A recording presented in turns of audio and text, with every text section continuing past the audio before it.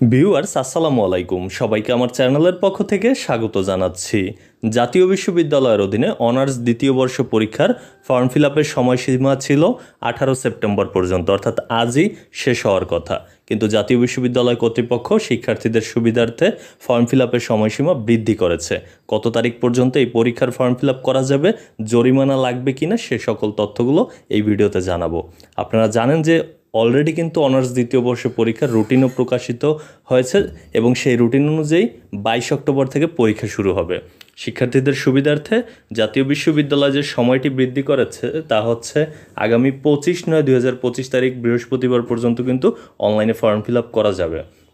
যেটি ছিল 18 তারিখ পর্যন্ত, সেখান থেকে কিন্তু আরও এক সপ্তাহ বৃদ্ধি করা হয়েছে। আগামী 25 সেপ্টেম্বর পর্যন্ত অনার্স দ্বিতীয় বর্ষ পরীক্ষার ফর্ম ফিল আপ করা যাবে। তবে এখানে কিন্তু জরিমানার বিষয়টি উল্লেখ নেই, অর্থাৎ জরিমানা ছাড়াই কিন্তু ফর্ম ফিল আপ করা যাবে।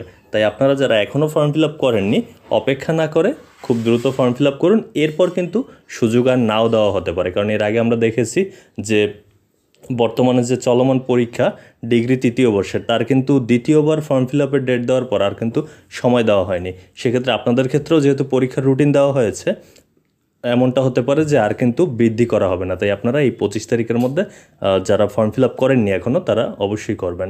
এতক্ষণ সাথে থাকার জন্য অসংখ্য ধন্যবাদ।